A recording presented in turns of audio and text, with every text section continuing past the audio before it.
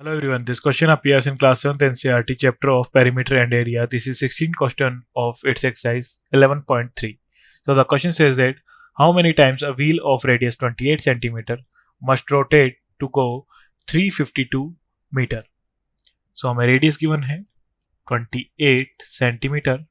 So circumference of circle is equal to 2 pi r is equal to 2 into 3.14 into यहाँ पर हम लिख सकते हैं 22/7 into 28. तो 7 से 28 कैंसिल हो जाएगा 4 time.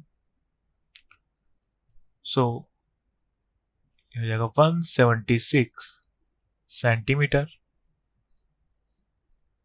Then how many time a wheel of radius 28 cm must rotate to go 352 metre. So हम इसे वन रोटेशन जो कि हमारी सर्कमफेरेंस सर्कल की से डिवाइड कर देंगे. So number of